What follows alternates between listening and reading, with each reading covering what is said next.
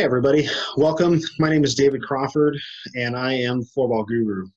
Today we're going to be talking about floorball in a presentation that I give when I go to talk to groups, presentation that I've done at conferences, both regionally and nationally. And the focus is really just to give you an understanding about what the sport is and then also how to incorporate that into your current programming. Now you don't have to look at me the whole time. We're going to be sharing my slide. We're using a Zoom right now, and those that are on, you can see that. Again, if you have any questions, by all means, feel free to ask.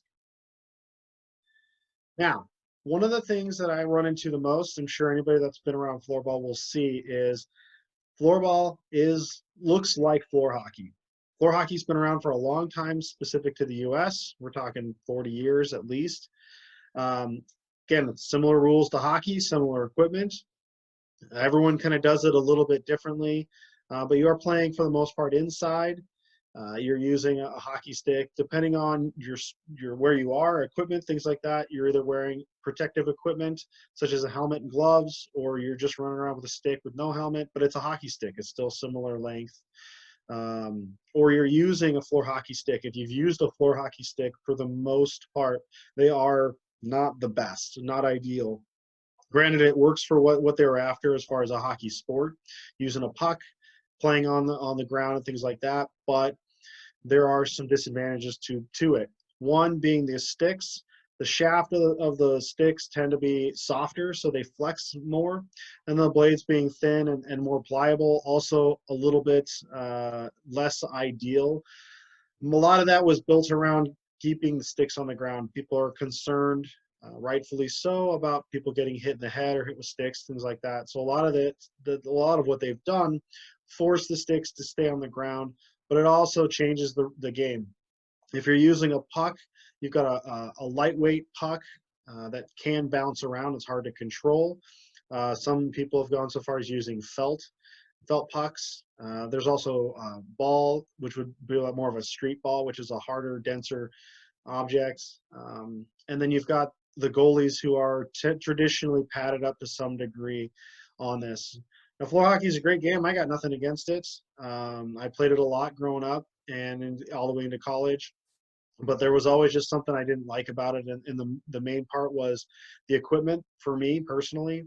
And then, as you go forward, there were no other options. So it was either play that or not. And I really enjoyed playing hockey, so that's what I did. And that was until I found floorball. Now we look at the differences with floorball, a stick and a ball. The sticks are shorter. The sticks will size to about your belly. The ball is a plastic ball. It's perforated, so it looks like a wiffle ball, but it has a structure to it. So between the blade and the ball and the stick, you've got a lot of different things that are working as far as forces are concerned.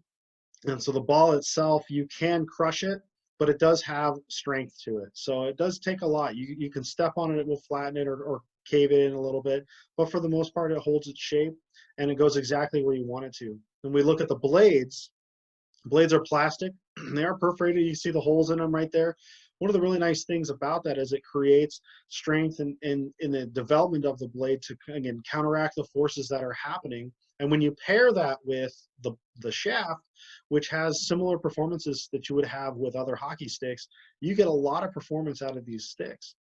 And a very compact and controllable method. Now, one of the nice things about floorball is built around the sticks of which are very lightweight. We're talking a mixture of glass fiber and carbon fiber, or carbon fiber only. So really the focus is on lightweight, but durable, and can maintain their strength in order to propel the ball with force.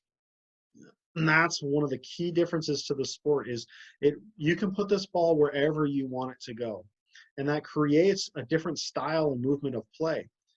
And that really emphasizes on some of the rules. Whereas you have floor hockey, deck hockey, street hockey, those things, a lot of times the rules are similar to hockey. So there is still body contact. You can stick check, which is coming down with the stick over to dispossess the ball, or you can stick lift, which is coming under the opponent's stick to raise it into the air so you can steal the ball. You cannot do that in floorball. And then what's changed with that too is you can't really go after the player or the player's stick. So if I'm protecting the ball, with my stick. You can't come from the backside, hit my stick to get the ball away from me. That's considered a foul. So it really changes the flow and the feel of the sport to the point where it's more of a finesse game. It's speed, it's finesse. It's not much on the physical or brute strength. And I think a lot of people are looking for that in general. They're looking for things that are a little bit less contact overall, but are still a lot of fast movement, a lot of quick play, and a lot of engagement overall as far as a sport. You notice some of the goalies, again, the players don't wear a whole lot. Stick at a ball, they're good to go. Goalies will wear padded equipment underneath. They're usually wearing knee pads, the padding on their pants, cup, chest protector, and a helmet. The shirts, jerseys usually have some padding to it, but it's not required. You can play with gloves or not. But the goalie's focus is to get in front of the ball. So at that point, they're more like a soccer goalie, where they're using their hands and their body to get in front of the goal. They can grab the ball, they can throw the ball. So there's a variety of different sports that are kind of built into floorball on just kind of the feel, the flow, and some of the rules to it that kind of really make it adaptable to a lot of different people and a lot of different interests.